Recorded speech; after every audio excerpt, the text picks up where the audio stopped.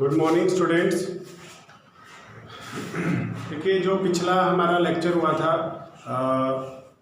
Crop production and management का, उसमें हमने पढ़ा था क्रॉप्स क्या होती हैं, कितने टाइप्स की होती हैं। हमने दो टाइप्स की क्रॉप पढ़ी थी, एक तो खरीफ क्रॉप और एक थी रबी क्रॉप। खरीफ कौन सी होती है बेटा? जो अप्रैल से लेके जुलाई तक जिसकी सोइंग होती है, जिसको बोया जाने वाला समय जो है वो कब से कब तक हो, अप्रैल से लेके जुलाई तक। और उसका हार्वेस्टिंग का समय कब से कब तक हो, सितंबर से नवंबर तक। ठीक है, तो ये जो आपकी क्रॉप होती है जिसको अप्रैल से लेके जुलाई तक बोया जाता है और सितंबर से लेके नवंबर के बीच में उसको हार्वेस्ट कर लिया जाता है, काट लिया जाता है, वो क्रॉप्स कौन सी हो गई? आपकी खरीफ क्रॉप्स हो गई। ठीक है, रबी क्रॉप्स कौन सी थी बेटा? रबी क्रॉप्स वो क्रॉप्स थी जिनकी सोइंग, जिनका बोने का जो समय है वो आपका अक्टूबर से लेके और दिसंबर 15 तक, अक्टूबर 15 से लेके दिसंबर 15 के बीच का आपका समय होता है। और उसका हार्वेस्टिंग का समय कब होता है? 15 मार्च से 15 अप्रैल का। इसके बीच में उसको क्या कर लिया जाता है? हार्वेस्ट कर लिया जाता है। तो या आप ऐसे समझ सकते हो, जो गर्मियों के समय जो फसल बोई जाती है वो खरीफ हो गई, और सर्दियों के समय जो बोई जाती है वो कौन सी हो गई? रबी क्रॉप हो गई। ठीक है, आज हम पढ़ेंगे basic practice of crop production. तो इसमें आपका पहला आता है preparation of soil. Preparation of soil में देखिए, पहला प्रिपरेशन ऑफ सॉइल, मिट्टी को हम कैसे तैयार करेंगे? Preparation of soil.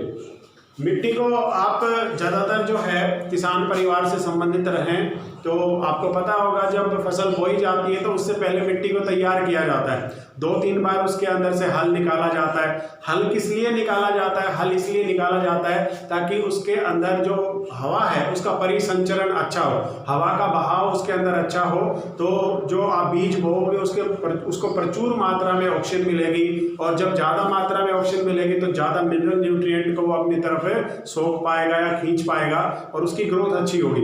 अगर आप ऐसी मिट्टी में बीज बो दो जिसके अंदर हवा का परिसंचरण बहुत ही कम है, या जो बहुत ही टाइट है, मिट्टी हार्ड है, तो उसके अंदर जो ग्रोथ होगी पेड़ की वो बहुत ही धीरे होती है, बहुत ही स्लो होती है। और अगर ऐसी मिट्टी में आप बीज बो जिसके अंदर परिसंचरण ज़्यादा है तो उसके अंदर ग्रोथ ज़्यादा होती है, क्योंकि हवा का परिसंचरण जितना बढ़ेगा उतना ही ज़्यादा मिनरल्स, जो मिट्टी के अंदर खनिज तत्व हैं, उनका अवशोषण जो है वो ज़्यादा होगा। ठीक है, तो देखिए क्या लिख रहा है, preparation of soil is the first step before growing A crop. किसी भी फसल को बोने से पहले मिट्टी को तैयार करना पहला कदम होता है।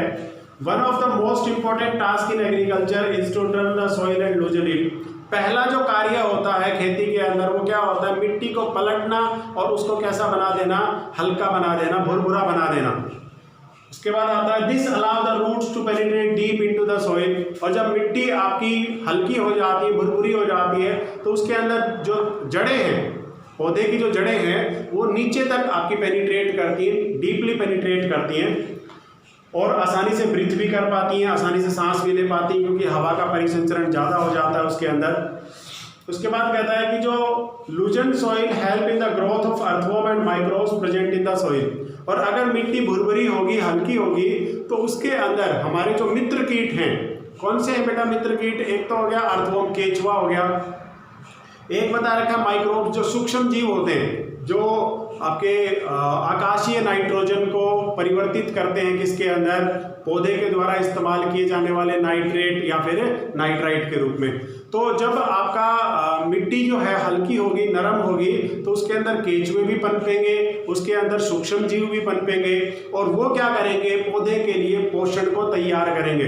ठीक है, पौधा जो है वो सभी तरह का पोषण अपने आप नहीं बना सकता, उसे लेना पड़ता है बाहर से बना बनाया। तो उसकी मदद कौन करता है? ये सूक्ष्म जीव या फिर केचुए जो मौजूद रहते हैं मिट्टी के अंदर, ये मदद करते हैं।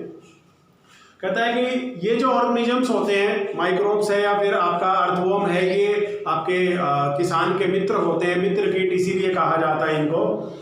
आगे कहता है कि आप पिछले क्लास में आपने पढ़ा था कि सॉइल के अंदर बेटा क्या क्या होता है? खनिज, मिनरल्स होते हैं। सॉइल मिट्टी हो गई आपकी, एयर हवा हो गई, और इसके अलावा कुछ एक आपके जीव जंतु होते हैं। अब इसके एडिशन में क्या पाए जाते हैं, डेड प्लांट एनिमल्स हैं वो आपके डिकम्पोज होते हैं। मान लीजिए कोई पेड़ की टहनी टूट गई, पत्ता गिर गया, मिट्टी के नीचे दब जाता है, तो उसका क्या होता है बेटा, डिकम्पोजिशन।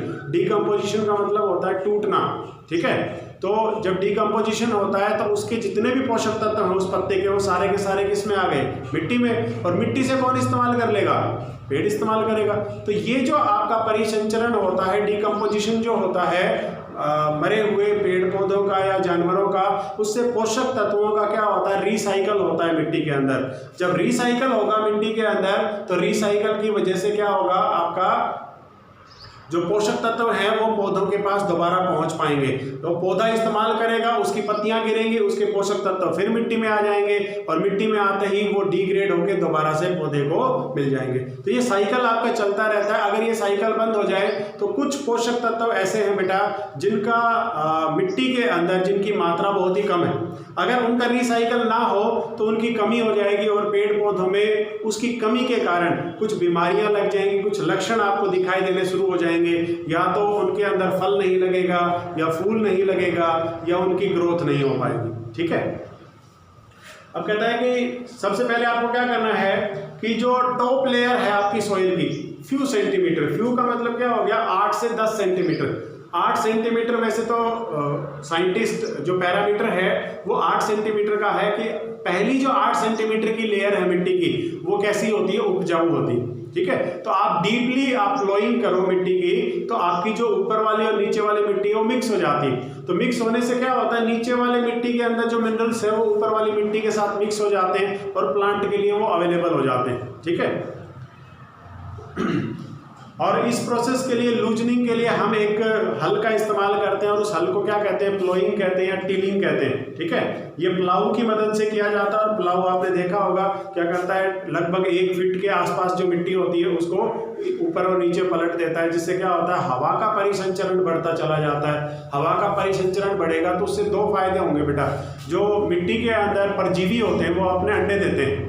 जो परजीवी होते हैं मतलब जो शत्रु कीट बोलते हैं जिनको, जो हमारे मित्र नहीं, हमारे शत्रु हैं, हमारे पेड़ पौधों को नुकसान पहुंचाते हैं, हमारी फसल को नुकसान पहुंचाते हैं। तो जब आप फ्लोइंग करते हो तो उनके अंडे जो है वो एक्सपोज हो जाते हैं, या तो उन अंडों को कोई पक्षी खा जाता है, या गर्मी की वजह से वो क्या हो जाते हैं, नष्ट हो जाते हैं। तो नए शत्रु कीट नहीं बन पाते। जब आप अगली फसल बोओगे तो नए शत्रु कीट नहीं बन पाएंगे, जिसकी वजह से आपकी फसल का उत्पादन क्या होगा, ज़्यादा होगा, ठीक है। उसके बाद कहता है कि एग्रीकल्चर इम्प्लीमेंट कौन कौन से होने चाहिए। देखिए एग्रीकल्चर इम्प्लीमेंट मतलब जो आपके औजार हैं वो कौन कौन से होंगे। एक तो हमने पढ़ लिया प्लाऊ होता है।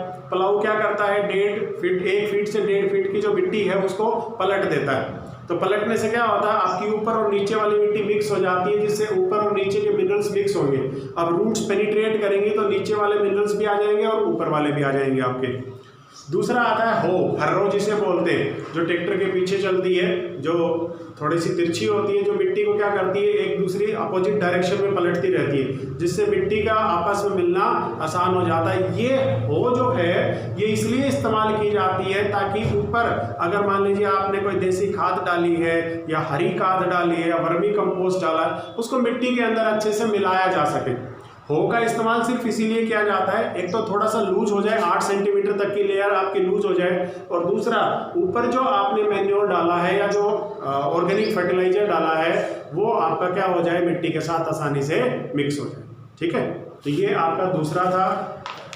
इसके अलावा एक आता है बेटा कल्टीवेटर। कल्टीवेटर से हम क्या करते हैं, कल्टीवेटर से हम सोइंग करते हैं, बिजाई करते हैं। कल्टीवेटर के ऊपर एक लोहे की पेटी होती है जिसमें आपका बीज डाल दिया जाता है, और जैसे जैसे ट्रैक्टर चलता है उसके साथ साथ वो क्या करता है, आपका बीज मिट्टी के अंदर डालता चला जाता है, रोज के अंदर, ठीक है। तो ये 3 आपके इम्प्लीमेंट्स हैं, औजार हैं एग्रीकल्चर के, जिनका इस्तेमाल जनरली आपका किया जाता है। प्लाऊ का और हर्रो का इस्तेमाल बीज बोने से पहले किया जाता है, कल्टीवेटर का इस्तेमाल बीज बोने के समय किया जाता है, ठीक है। तो तीनों मशीनों का अपना अलग अलग इस्तेमाल होता है। कल हम पढ़ेंगे सोइंग कैसे की जाती है, सोइंग प्रोसेस क्या होता है। Thank you.